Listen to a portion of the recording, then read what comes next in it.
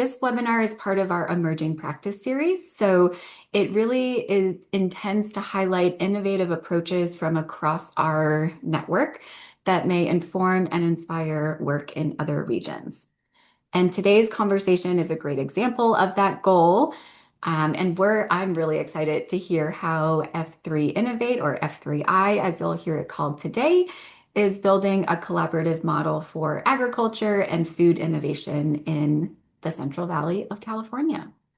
So at this point, it's my pleasure to turn things over to my colleague Janelle, who will introduce today's speakers. Great. Thank you so much, Marissa.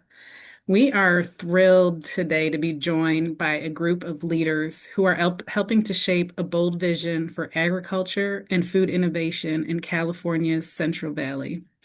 Together, they bring perspectives spanning strategy, operations, talent development, and innovation, offering a multidimensional look at how the region is building an ecosystem to support agriculture and food systems transformation. So it is my pleasure to begin. I'm pleased to introduce Priscilla Kepke, who serves as the Chief Executive Officer of F3 Innovate. And I'm going to introduce the speakers and then turn it over to Priscilla. Priscilla is the founding CEO of F3 Innovate, where she is helping position California's Central Valley as a leader in sustainable agriculture and agri-food innovation. She brings more than 15 years of experience spanning technology, public policy, and business, with leadership roles across the public and private sectors, including Hayden AI, Conduent, IBM, and Vesper AI. Next, I'm pleased to introduce Cesar Lucio, the Chief Operating Officer. Cesar is an operations and economic development leader with more than 30 years of experience advancing regional growth and cross-sector collaboration in California's Central Valley. As COO of F3 Innovate, he works across industry, education, and public sector partnerships to connect agriculture challenges with innovation, workforce development, and scalable solutions. We are also joined by Mandy Brewer, Director of Talent Programs at F3 Innovate. Mandy leads talent development initiatives at F3 Innovate that prepare the next generation of ag tech leaders. With more than 20 years of experience in education and program leadership, she designs fellowships, internships, and youth engagement opportunities that connect education, workforce development, and community impact across the Central Valley. And so now, without further ado, I would love to turn this presentation over to Priscilla to get us started. Thank you, Janelle. Well, let me share the presentation. Make sure that everyone can see that. Can you see that? Yes. Yes. Okay, excellent. All right, well, good morning and good afternoon, everyone, wherever you are in the country. And I want to thank the RTI team for hosting this webinar and giving us the opportunity to tell you a little bit more about us, F3 Innovate, and what we've been doing thanks to this partnership and support from EDA. So I'm Priscilla Kepke, as Janelle mentioned, the CEO of F3I, as we call it for short, and I'm here with members of our team. And this is not everyone, so I want you to know there's a bigger team behind these two wonderful folks, and we're really excited to share what we're building in California Central Valley and why we think it matters well beyond our region. So first, building agriculture's next era is our North Star at F3I. It's the work that we wake up every day to do. And today we want to give you kind of an inside look at how we're actually doing it, how we're connecting the growers and startups and universities and workforce partners, investors and public agencies to solve real world agricultural challenges together. And this is not in the labs somewhere far from the field, but right here where food production is happening every day. And a quick note, I'm really proud that our nonprofit has only been operating a year and a half.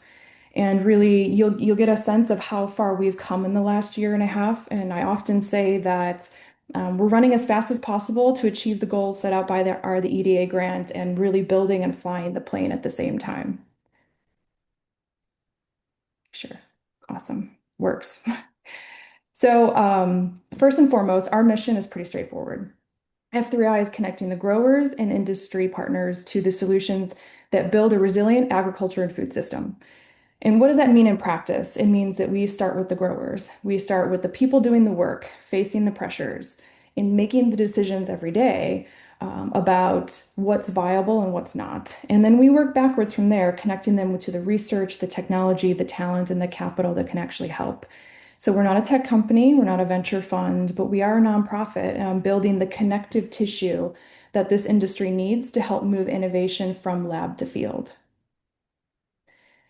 Now, to set the scene a little bit, agriculture is facing an existential crisis. And I don't use the word crisis lightly, but I think it's accurate here. And I want to spend just a moment framing why this matters for how we got here. So let's look at four dimensions. First, shrinking acreage. Agriculture land is disappearing across California and the country. Development issues, pressures, water constraints, labor shortages, and generational transitions where the next generation doesn't come back. We're losing productive ground every year. And once it's gone, it doesn't come back. Second, rural decline. The same pressures that are straining the land are straining the communities that depend on it. So, water systems, labor markets, local economies, these are interconnected. And so, when farms struggle, towns struggle. Schools lose enrollment, young people leave, the economic and social fabric of these places is impacted. Third, slow adoption. And this one is really critical for us. And it's because right now we are really living an explosion of agriculture innovation. There are more ag tech startups, more university research, more tools, more technologies that at likely any point in history happening in this space. And yet adoption remains painfully slow. So solutions exist, but the systems to get them to the growers' hands, the financing, the workforce, the integration support, the validation, those systems are broken or missing entirely in some cases. And so what we know is that growers aren't resistant to technology. They're rational, right? They're making decisions based on operational needs and seasonal payback. They need to see that something works under the conditions with their crops at their price point that makes sense. Fourth, and this is a framing I come back to quite a bit. I started my career in national security. And so I think this is a critical lens that we bring into this and how we think about what we're doing. When a quarter of America's food comes from one region, our region, and that region is under stress, the vulnerability is strategic. Agriculture security is national security, and that's not rhetoric. It's the reality that shapes how we think about this work. So when we talk about building agriculture's next era, we're not talking about incremental improvement. We're talking about building the infrastructure to keep the system functioning for the next generation. And really, the stakes are that high. F3I is headquartered in California's Central Valley. So, to the point of why is this region so strategic? It's not just home for us, but it's like anywhere else in the world. It's 7 million acres of production. More than 250 commodities are grown, $70 billion in annual revenue, 35,000 farming operations from multi-generational operations to small family farms. And this is just in 1% of the landmass of the United States.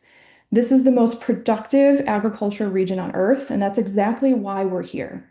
If you're going to build and test solutions for agriculture, you do it where agriculture happens at scale, where growers can stress test technology under real world conditions, where the workforce lives alongside the fields, and where success means something because the stakes are real. And that's what we believe what works here can work anywhere. And really, that's the opportunity that we're tackling. So, how do we actually do this? So, we've built three coordinated pillars.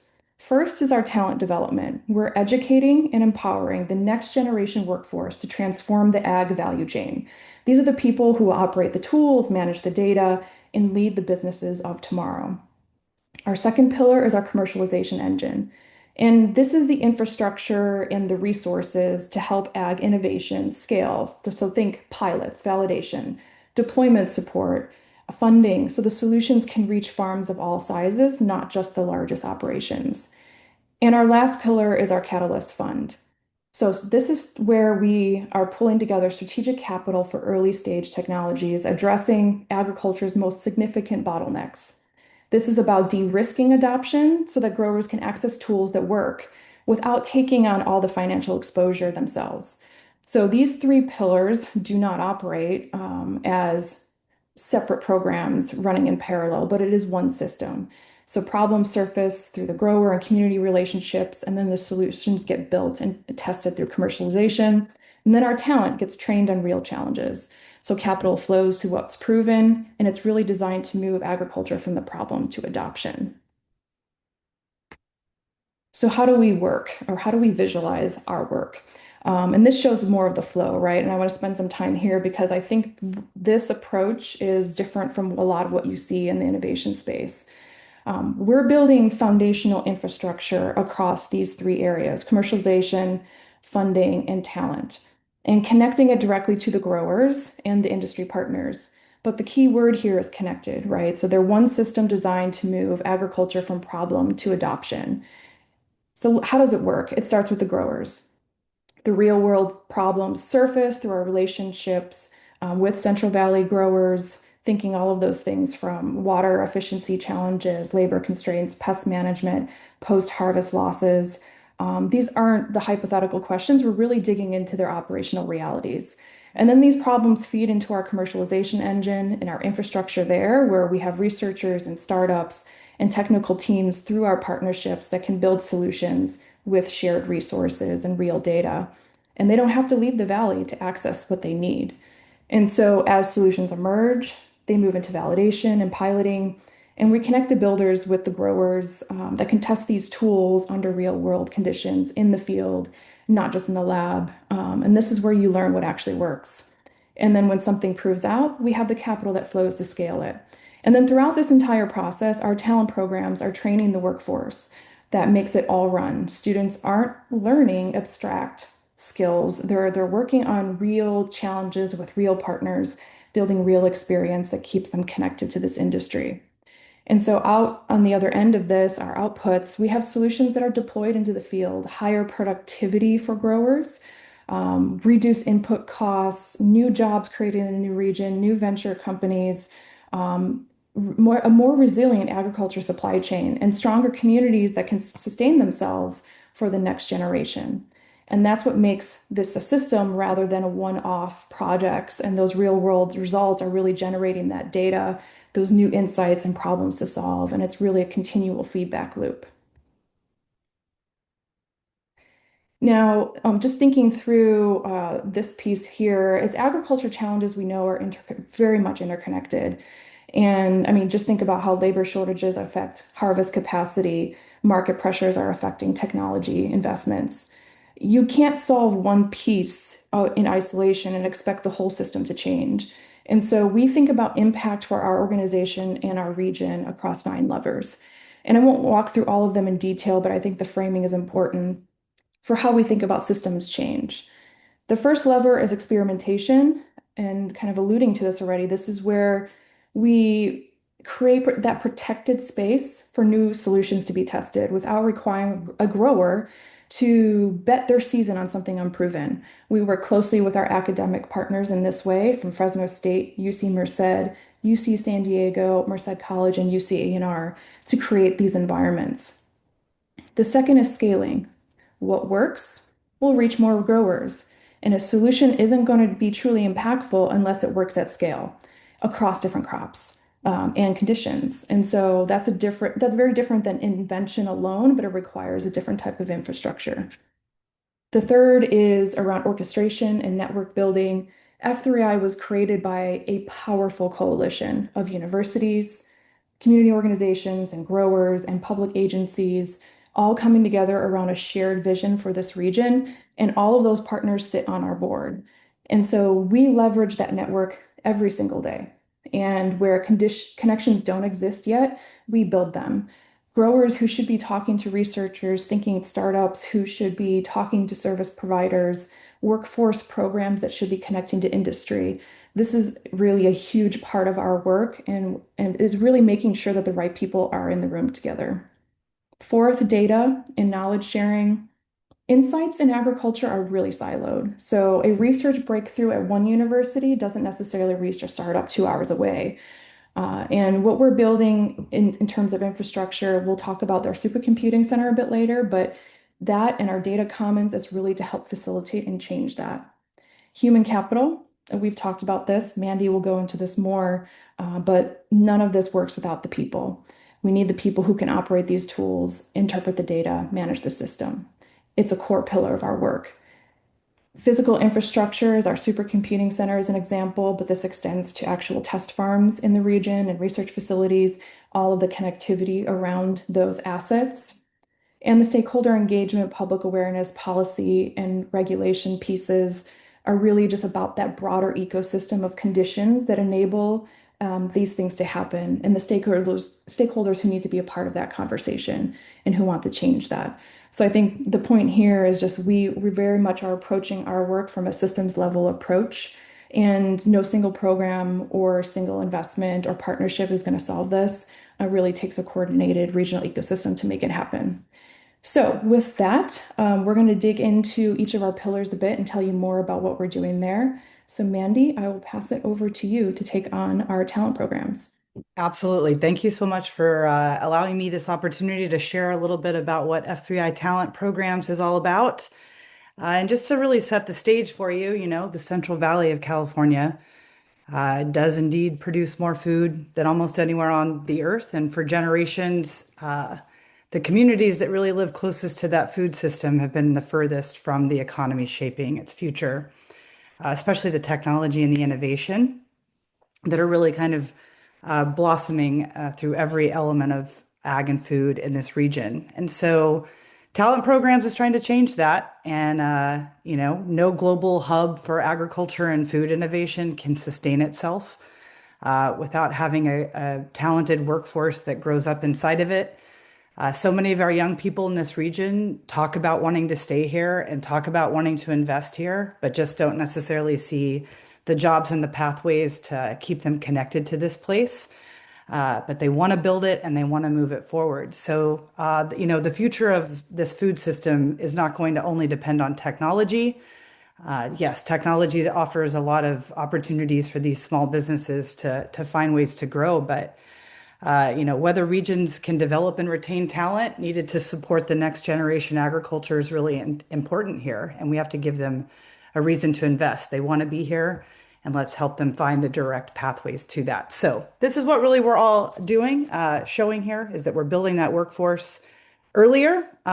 So many students decide fifth, sixth, seventh, eighth grade what they're going to do with math and science, and what you decide to do with math and science in ninth grade. Unfortunately, that's just the way things go. You've got to take these right kinds of classes to get into these kind of technology and innovation spaces. So, agriculture jobs don't look like they did in the past. I think most people think of farms and they think of a big field. They think of jobs in agriculture. They think about a tractor. But really, the Central Valley's fastest growing ag employees are hiring data scientists, robotics engineers, software developers, conservation biologists, environmental technologists, supply chain analysts. So the challenge isn't a shortage of talent. It's really the pathways that connect these young people to these ag and food jobs. Like they're not necessarily represented in the current career and technical education pathways that really have been going on in California public schools the last 50 years. So the pathways connecting talent to those opportunities have really never been built past, the last 30 to 50 years. So students don't see themselves there. Companies can't really find the right graduates with the right skills. Everybody's dragging in math. And so even the community colleges are struggling with finding the right kind of students that have the interest in the mechatronics and the math behind automation. So the workforce that does exist ages out faster than it's being replaced. The average age of a California farmer is 61.1 years old, and under the age of 30, less than 10% are under the age of 35. So we do need to attract new talent by creating clearer pathways that align with the opportunities that are shaping agriculture's future. So when we think about developing tomorrow's leaders, Here's what we're building. We're trying to do something specific. We're trying to teach students how to harness data, harness the tech tools around that to advance smarter and more resilient food systems and systems that align with natural ecosystems and strengthen the entrepreneurial backbone of agriculture. Again, some of these future farmers are in the environmental science class and they're in the business class, the business classes. So we want to show them that ag is a big tent and that there's a lot of places for them to use their skills. So this isn't really kind of traditional career prep because we're kind of existing in between pathways.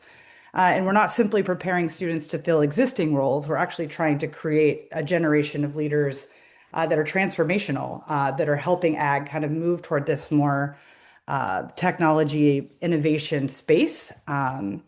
And we're doing that by putting students directly alongside these companies and these growers and there's these researchers. So the employer side of the equation, workforce development only works if it's two ways. So we've got these talent pipelines from these school relationships that we have that benefit teachers and students, but we also need those industry partners to really step up to help us shape this as well. So we spend a lot of time kind of developing these host sites. So for instance, with our internship, when a startup gets a TerraTech intern, those young people come in with fresh ideas, a willingness to learn. And the host knows that they're not really just getting help for the summer. They're getting kind of a young mind to really kind of to drive this project forward. So this relationship building with these long-term high, like to take an intern into a long-term hiring situation. So many of these young people understand technology and the language of it. So having these hosts be really open to this sort of intergenerational talent opportunity, it's been really amazing to see what happens when you've got, two different angles and two different perspectives and two different kinds of people from cultural backgrounds tackling the same problems and how creative that innovation really is. So when a grower participates with us on one of our projects, they're not just supporting education, they really are giving these real life on the ground opportunities to shape those next generations of technologists who understand what real farming is really going to demand.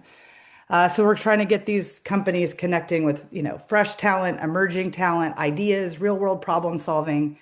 So truly it is a pipeline that's trying to benefit right now the workforce and the businesses shaping that future. So this is an industry-embedded workforce development approach, not necessarily training for training's sake, but actually giving young people opportunities to solve problems in real time right now on the ground. And we've got robust partnerships that are really behind the pipeline, and none of this happens without their partnership. So what you're looking at on this slide is the real regional talent ecosystem. It's not a single program, it's not a single institution, but a really coordinated network spanning K-12, community colleges, universities, farmers, nonprofits, industry employers.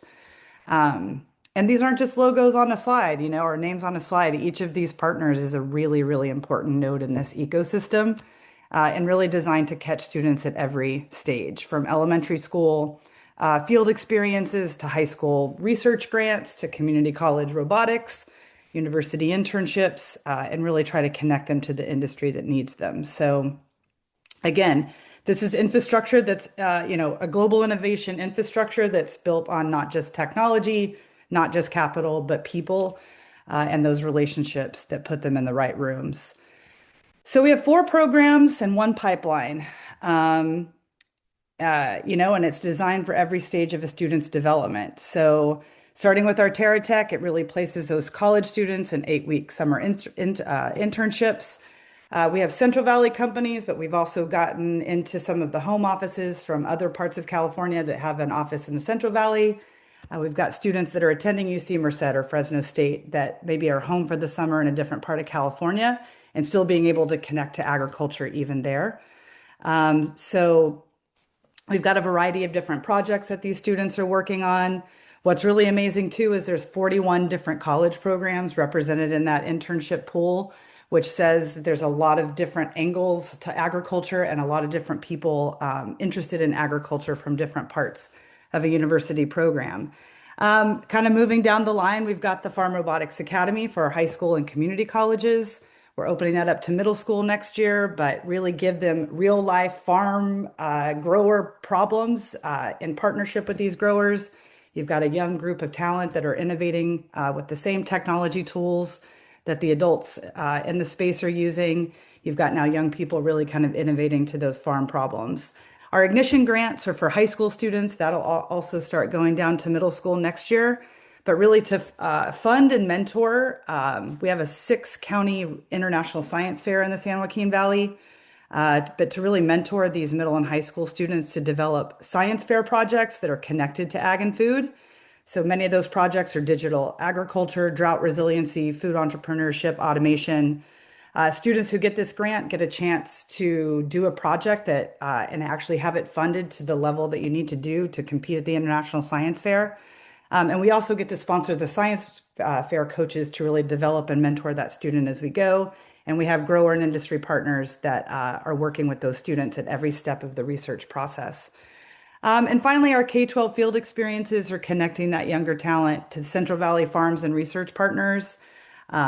We've got some incredible experiences for young people to just understand how drones are used in agriculture, how robotics are used in agriculture, and give them opportunities to have out-of-the-box creative design contests using ag as a backdrop for their innovation ideas. So together, this is a cradle to career pipeline that didn't exist in this region for agriculture before F3I built it. And I think what it produces is worth paying attention to. So what we've learned after a year in the work, skilled students are being connected to the region's economy before they leave it. And that's the headline. So let me give you what's behind it. So first ag tech workforce, starts before college. F3I's Cradle to Career programs introduce students to that digital agriculture, all that automation, food, entrepreneurship, drones, applied field experiences. And we're doing this at the ages where career identities are still forming, and we're not waiting for students to arrive at a university. Instead, we're trying to meet them in their classrooms where they are in real time and showing them what's possible. Second, paid internships, especially for the students that we're working with. Many of them, students of color, are at a free, get free and reduced lunch program qualifications at school. Many of them are first generation college students or thinking about, post-secondary opportunities. So paid internships really do change career trajectories across disciplines. TerraTech placed 20 undergraduate students last year. It's got 30 undergraduate students it's placing this year. We were in 5 counties last year. We're expanding to about 10 counties this year. Again, 41 different college programs were represented in that pool. So this program isn't just about reaching ag students. This is about reframing agriculture as a destination for the full range of talent that this region produces. Third, industry embedded talent development is a rural economic retention strategy. We're showing them the hiring people, the people that are like paying the salaries. We're showing them how to build careers. We're showing them how to grow that career by staying even in this like 8 county region. So the Central Valley has long trained people, but who leave for those coastal hubs. But we're really trying to reverse that and embed these students early inside these regional employers, build those relationships that create the reasons to stay. And so much of the work is really about tackling their community problems around air, water, and soil through agriculture. And so it gives young people a real reason to be like, I can shape this community in real time. I care about this place where I was born. I care about this place where my family lives. I care about this place where my family works, and I can do something to create a more healthier, place to invest. And so just to show you what this looks like, this is Julianne Luna. She's one of our Ignition grantees from this year. She lives in Fresno County. She's an 11th grader, and she used her Ignition funding and mentorship from F3I to develop this water innovation project, a composite sorbent beads engineered to remove contaminants from water. Um, She'd been working with Fresno State, and some of our mentors came up with this magnetic retrieval that allows the material to be recovered, potentially reused. Essentially, an 11th grader came up with a circular water management solution, and she's an 11th grader in the San Joaquin Valley. She earned second place at the International Science Fair in Phoenix. She'll represent the United States in a global competition in early 2027. So think about that, what that is for her. She is sitting as an 11th grader from Fresno County in a room full of funders and federal partners and regional leaders. She's from one of the most economically underserved regions in the country and a region whose communities have been historically disconnected from the innovation economy. She's walking in there solving one of agriculture's most pressing resource challenges, carrying a US flag into a global stage. And this happened because F3I put funding and mentorship behind her idea early. And because we have partners in those Fresno County schools and across the valley who believe in students like Julie and just want to make a runway, this is the infrastructure to that runway. It's not just a classroom. So just want to shout them out. And this is Eric, he's a senior at Fresno State right now, and never had thought of ag as a possibility for his business acumen. And here he is working full time for a really amazing company that is doing biomimicry to help clean water for clean soil right here in the valley. So our goal is not simply to create more technology. We've got to have the people where there's economic opportunity and competitiveness and resilience and reinforce each other in ways that other regions can adapt and scale. So it's been a pleasure to share with you about these young people. Um, there's some amazing ideas sitting in your middle schools and your high schools. So don't forget those guys. Thanks, Mandy. And yeah, we have so many amazing stories of the students that we've worked with. And Mandy's been on the team for just a little over a year, and just the impact that we've had in that year is pretty incredible. So I would just say that we're blown away and really excited of what the next year is going to bring. So now let's move in. I know we are taking a lot of time to go through things. So I'm going to move into our next pillar, which is our commercialization engine, and picking up on some of the threads around innovation and where technology is in agriculture today. I think it's clear that we are entering that next phase of, I like to sometimes say it's like a next agriculture revolution that's really driven by AI and automation and data and advanced computing. And so we at F3 Innovate believe that the regions that grow the food and produce the food should have a role in leading what that future looks like. And so we see an opportunity here to strengthen that innovation capacity of the region that already is powering American agriculture. And our goal is to build that infrastructure that's going to enable that. So, at a high level, our commercialization programs include our supercomputing center, our data challenges, our AI launchpad, and our innovation grants, which I'll dig into now a little bit here.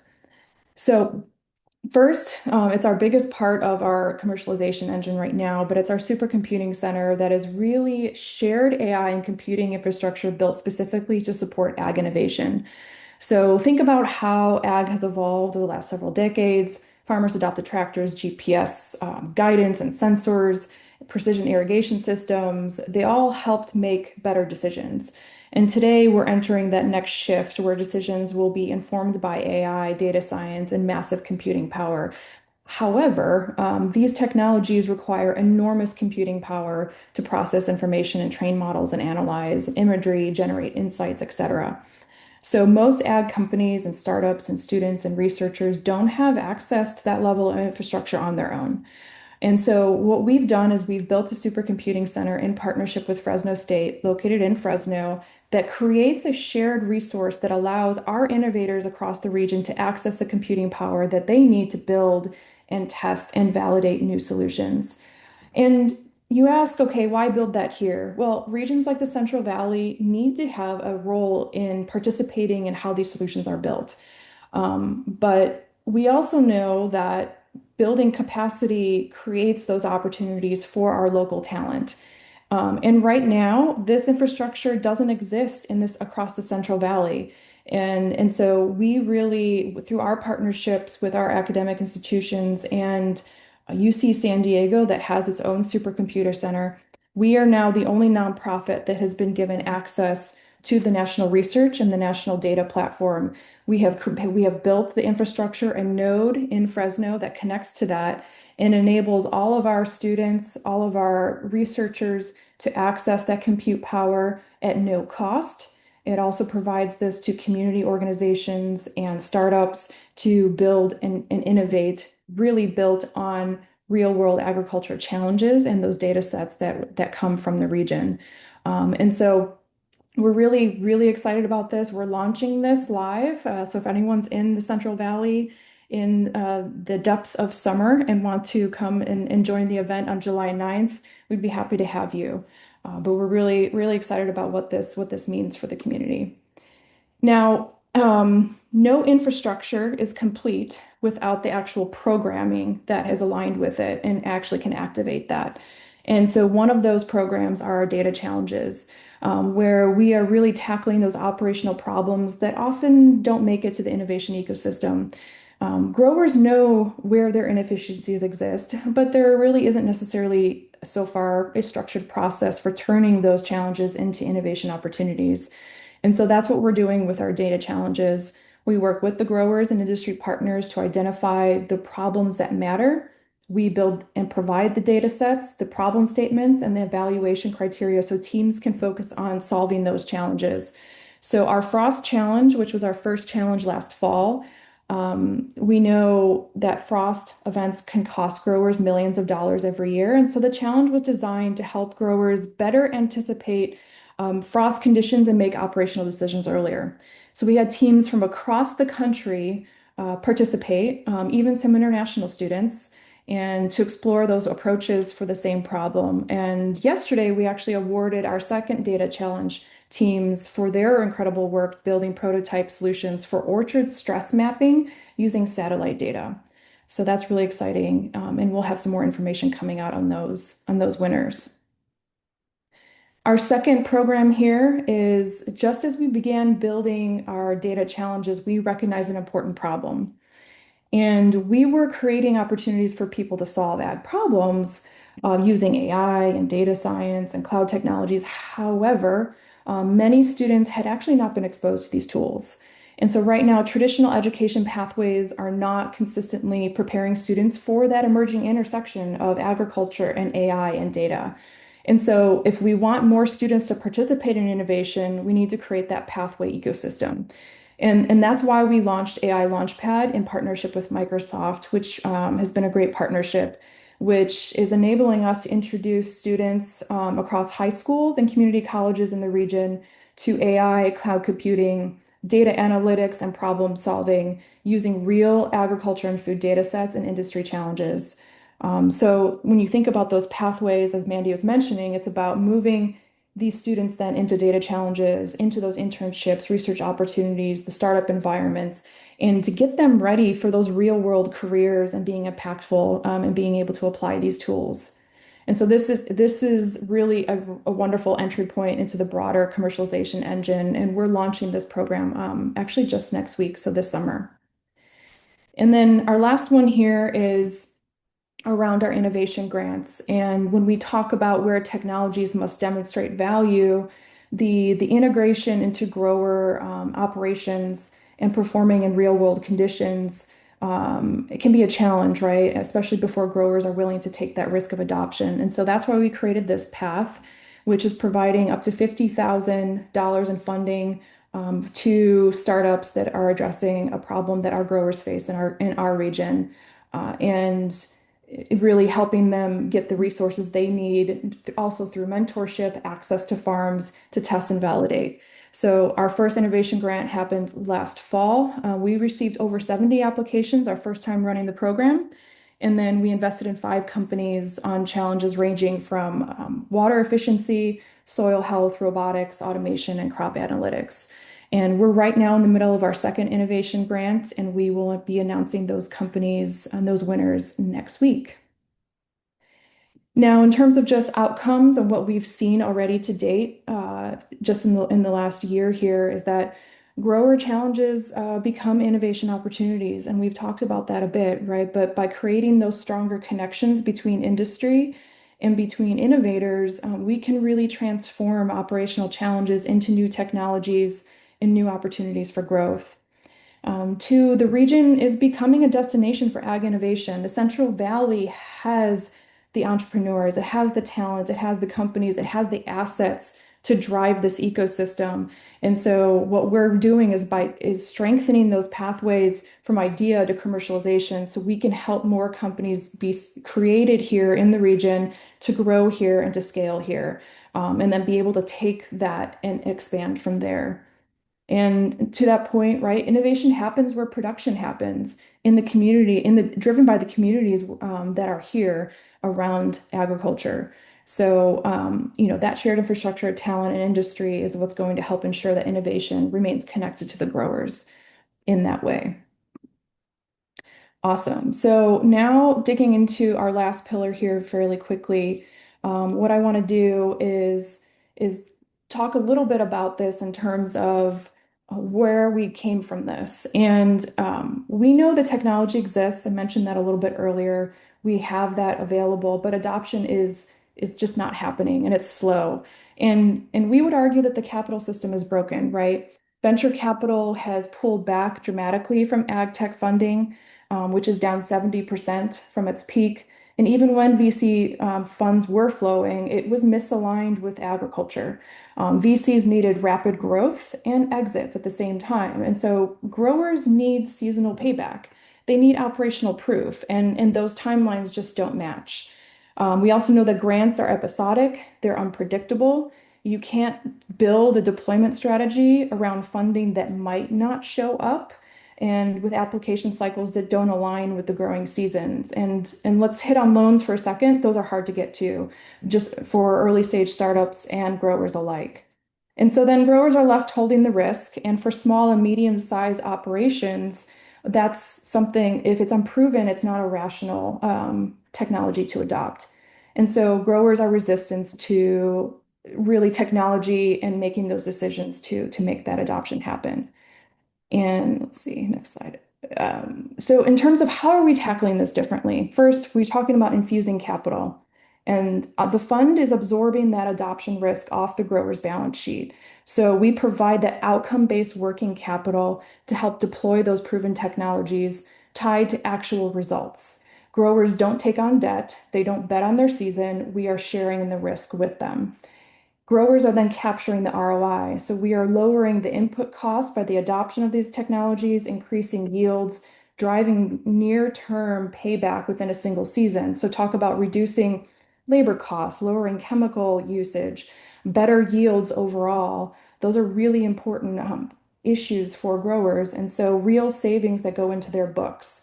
And because we're a nonprofit, we're not extracting value to shareholders. When a deployment works, we share in the savings model. Growers win, they're seeing those benefits. We are able to sustain the fund and recycle that capital back into the system for the next deployment. And then finally here, the farm level gains are really compounding during into a durable regional supply chain. So successful deployments are creating those proof points that unlock the next round of adoption. And that's how you build a momentum, not through one-off pilots, right, that disappear when the grant ends, but through a sustained deployment that scales. And this is really the capital infrastructure designed for agriculture, matching the seasonality, the risk profile, and the way growers are actually making decisions. And I think that's really what's been missing to see this take off. And so that's what we're doing with our fund as we launch that. And we've made our first couple investments, and we're going to continue moving from there. So with that, Cesar, I will pass the baton to you. Thank you, Priscilla. I promise I'll get to the point right away, okay? Anyway, everything that we have discussed today, the talent programs, the commercialization engine, and the Catalyst Fund is ultimately about something much bigger than just technology adoption. F3 Innovate was created not just as an innovation initiative, but as a regional economic development strategy designed to reinforce the long-term competitiveness and the resilience of one of the world's most important agricultural regions, the Central Valley here in California. So, as you may know, the Farms Food Future Initiative was launched through the 65 million award from the U.S. Economic Development Administration. But the goal was not just to support ag, it was also to increase the regional economic growth, attract private investments, and create more quality jobs. So, yes, agriculture serves as the platform, but the ultimate outcome is economic opportunity, innovation, and regional resilience. In many ways, F3 Innovate represents a new approach to economic development, one that starts with solving real industry challenges and builds innovation, talent, and capital around them. Next slide, please. So the farm's future vision is innovation should happen where production happens. Through F3 Innovate, F3 AgTech, and F3 Local, we are creating connections between technology development, workforce preparation, community engagement, and sustainable food production. Together, that's a very important word. Together, we're helping position the Central Valley as both a global agricultural leader and an emerging innovation hub. Next slide. Thank you. So as we advance this work, one thing has become very clear, that no single organization can build a regional innovation ecosystem alone. So at the center of Ed3 Innovate's approach is not just partnership, but strong partnerships. The partnerships represented on the slide demonstrate what is possible when universities, government, agencies, workforce organizations, industry partners, philanthropy, and community leaders choose to work together on a shared opportunity. So when institutions align around common goals, regions gain capacity to pursue opportunities that will be impossible for any one organization to accomplish independently. That leads directly to our most important lessons learned.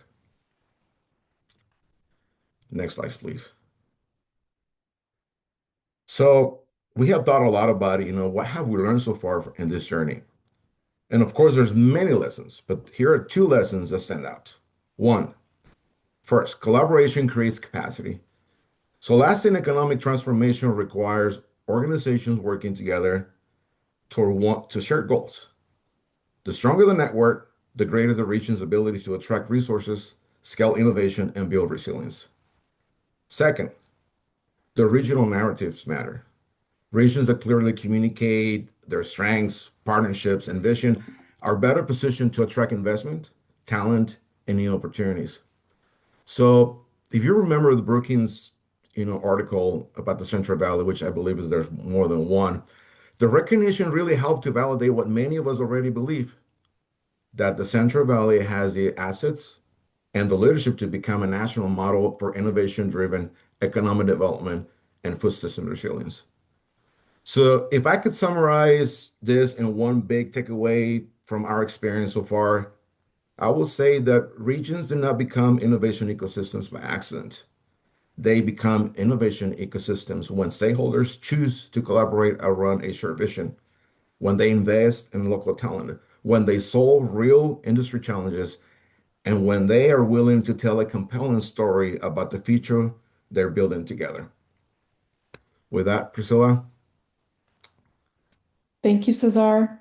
And I think just to close it out with everyone, I'll hit back on this point aligned with what Cesar said is that food system resilience and national security together, resilience has to be built where that production happens. It has to be in that region with the partners who really believe and want to make that reality. Ag security is national security. And if we're really serious about that, if we actually believe that America's food supply is a strategic asset worth protecting, then we have to invest in the places and the people who produce it. And that's really what we're doing at F3 Innovate. We're building the infrastructure for that innovation, where food production is happening at every day, right? And here in the Central Valley, with the growers, with the students, with the researchers, with the communities that have fed this country for generations. And so what we're doing and we're working towards here is we want to prove that it will matter for California, that it will matter for the nation, and that we can indeed create a model that other regions can learn from.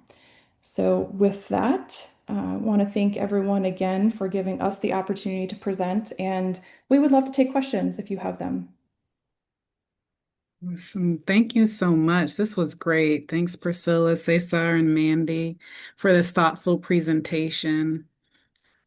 As we heard, this work is not just about building technical skills in areas like data automation and AI. It's also about strengthening systems. It takes a coordinated systems level approach to support more resilient and sustainable ecosystems.